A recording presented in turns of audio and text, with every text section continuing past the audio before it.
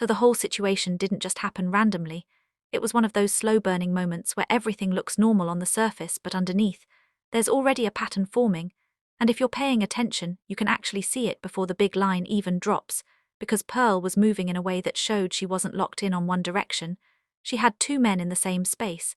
and instead of clearly choosing, she was flowing between them, giving attention here, then shifting energy there, almost like she was testing reactions, seeing who would respond stronger, who would give her that validation and confidence she's used to, and that kind of movement always creates tension, even if nobody says it out loud, because the moment someone is entertaining two options at once, it automatically raises the question of intention, like, are you serious, or are you just enjoying the attention? And that's where Brian's role becomes very different from the other man involved, because instead of jumping into that competition or trying to win her over, he stayed composed, almost detached, like he was watching the situation from a distance and processing it before reacting, and that alone already set the tone, because you could tell he wasn't going to follow the usual script, where the guy chases harder when there's competition. He didn't even try to outdo the other man, he just observed quietly, and that calmness is what made his eventual response hit even harder, because it showed it wasn't emotional, it was calculated. And then Pearl makes her move towards him, and you can literally feel the shift, because now it's direct, now it's no longer subtle. She's choosing to approach him after clearly showing interest elsewhere,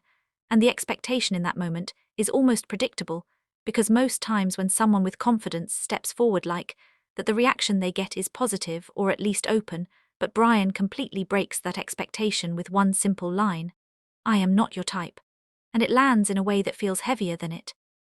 sounds, because it's not just a rejection, it's a conclusion, like he already studied the situation and decided she doesn't align with what he wants, and the way he said it didn't leave room for negotiation. It wasn't playful, it wasn't soft, it was final, and that's where the moment becomes something people can't ignore, because it flips the dynamic instantly. Instead of him trying to be chosen, he becomes the one doing the choosing, and in that same breath refusing, and that power shift is what makes people react so strongly, because it's not the usual direction they expect. And then the part that really defines everything is not just the rejection, but what follows, because Brian doesn't just stop at saying she's not his type, he goes further to make it clear that she should focus on the man she has already been going after, like he redirects her completely. And that action carries a deeper meaning, because it's not just about him stepping away, it's about him refusing to be an option in a situation where someone is clearly undecided. And that's the core of the entire moment. Brian Okwara rejected Pearl Watts and told her in a very direct way to face the man she was already pursuing, instead of trying to split attention between both of them. And that's why the scene feels more intense than a regular rejection, because it exposes behavior, it calls out the situation without needing a long explanation, and Pearl's reaction in that split second adds another layer, because you can see the shift in her expression, like the confidence meets resistance. And for a moment there's that pause where everything registers, and that subtle change is what makes viewers feel like they're watching something real, because it's not exaggerated, it's just enough to show that the outcome wasn't what she expected. And from there, the entire conversation takes off, because now people are not just watching a scene, they're analyzing actions. Some viewers look at Brian and see someone who knows his worth, someone who refuses to entertain confusion, someone who saw that she was chasing two men and decided to remove himself completely, while others focus on Pearl's side and question whether she was genuinely trying to figure out her feelings or simply enjoying attention from both sides. And that difference in interpretation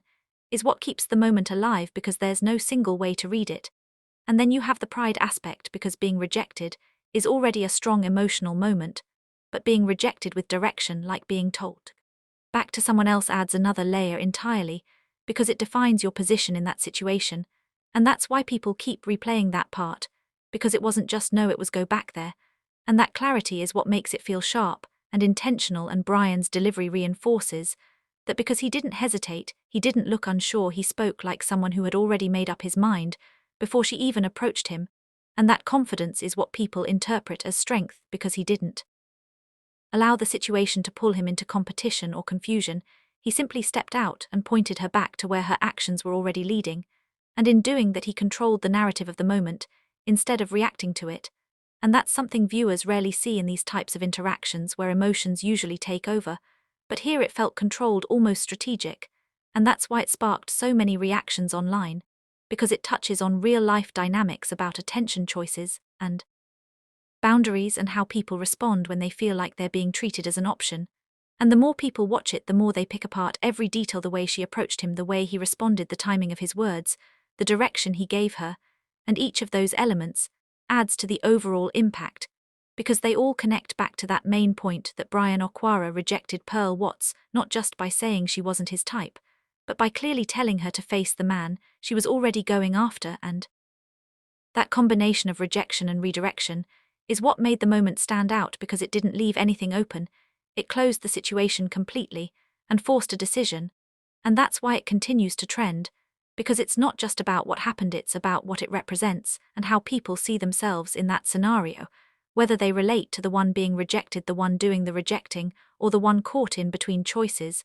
And as long as people keep seeing those reflections in it, the